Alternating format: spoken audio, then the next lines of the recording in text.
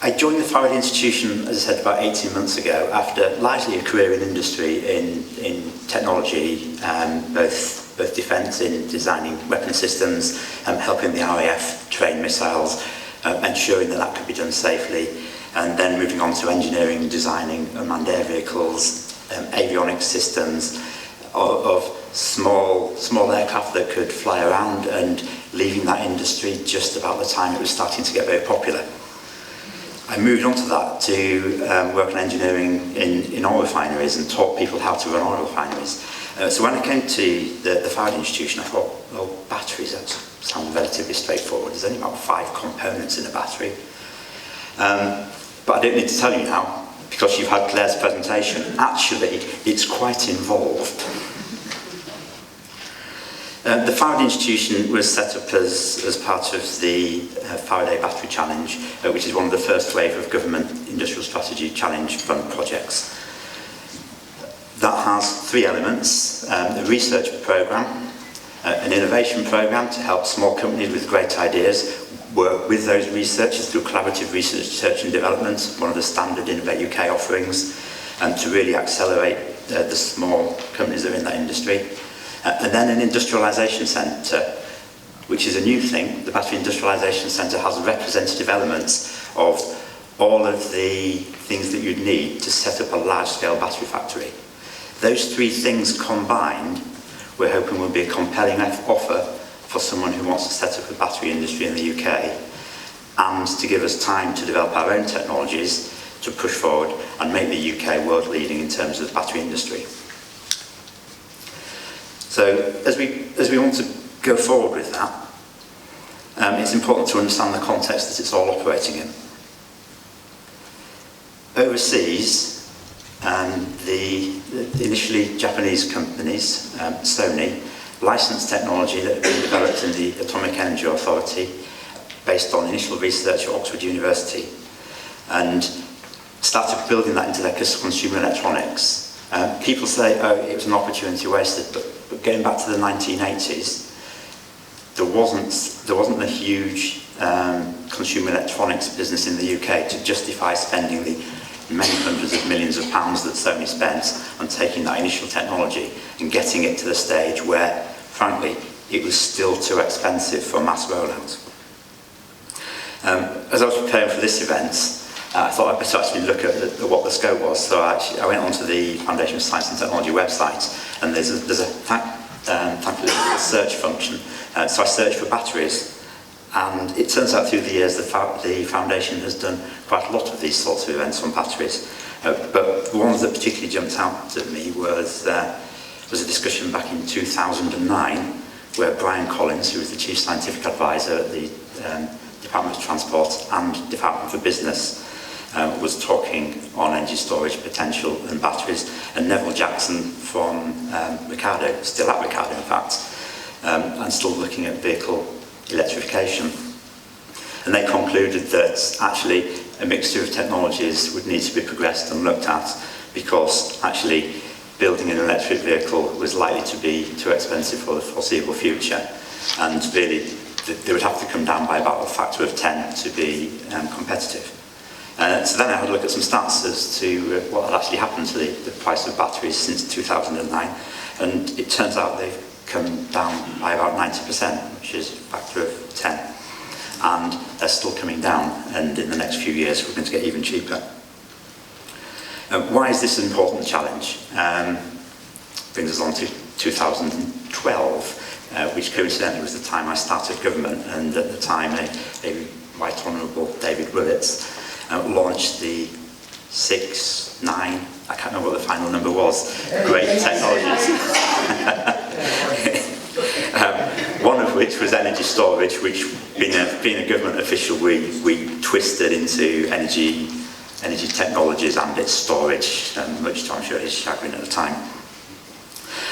So really from then, and that was actually the first time I heard discussion, actually we need an independent body as a research institute to focus on this, because it's such an important area.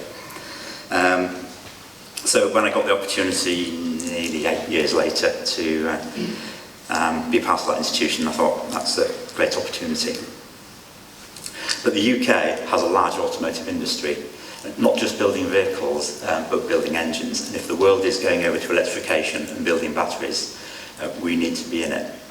And it seems like a pretty good racing certainty that the automotive industry is going to go to batteries.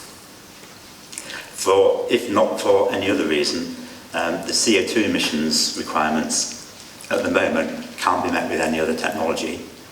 And a battery life a vehicle life is around 15 years, and it takes maybe 5 years to design one. So if we're looking at the next generation of vehicles, they need to be designed with technologies that are available today and for use for the next 15 years.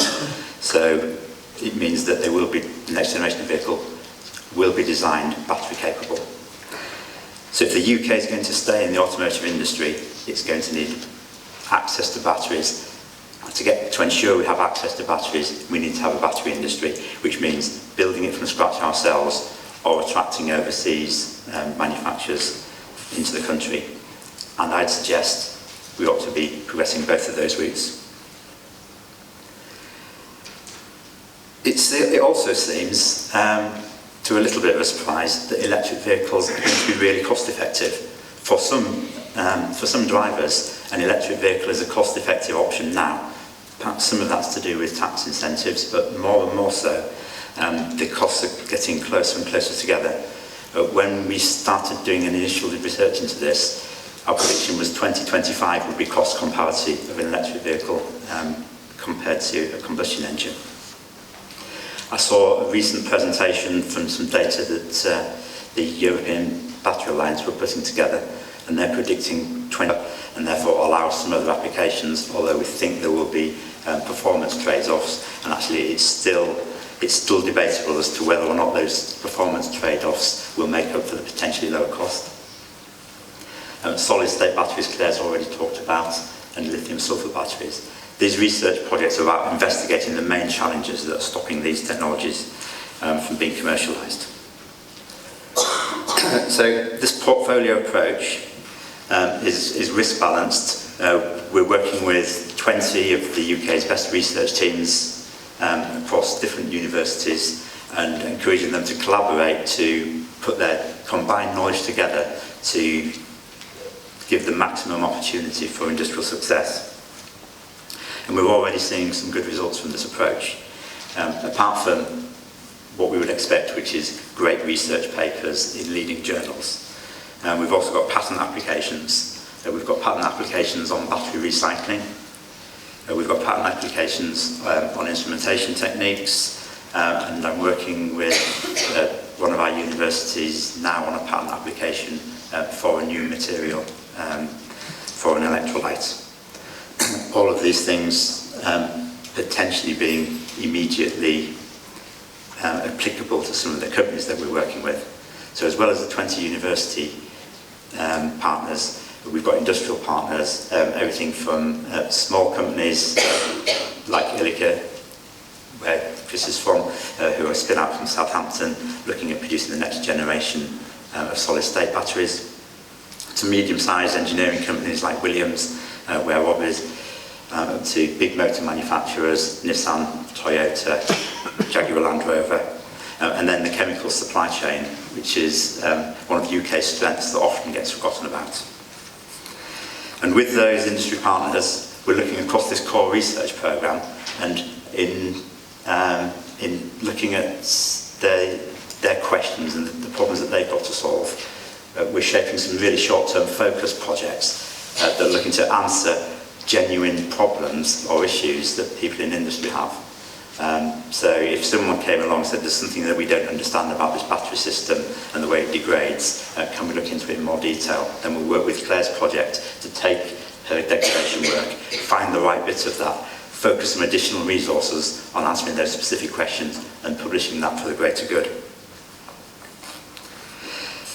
As well as the Sprint projects, we've also got entrepreneur fellowships, and that's where we've got some really great ideas in the research programme, and we're sponsoring individual researchers to investigate the feasibility of setting up spin-out companies and helping them to build those companies, find the right partners and investments to make the maximum use of the research programme.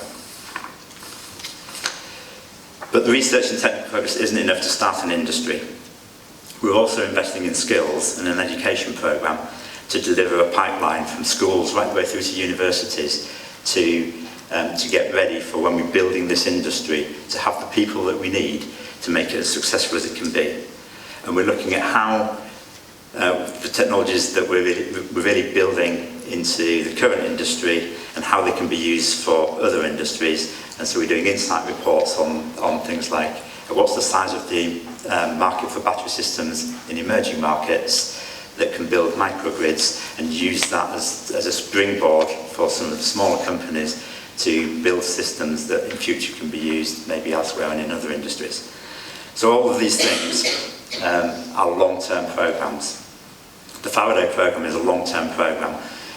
If we want to do the fundamental research, understand what's going on, build the skills, build an industry, it's a 10-year minimum job. So it means we need to sustain the funding over the long term, right from basic research, which even when it's mission-driven, it's likely to be 5 to 10 years before that research actually gets through to big industrial use. So we need to make sure that we give these researchers and the innovators in the UK the maximum chance to really be successful in building an industry. And with that, I'm going to hand on. Thank you.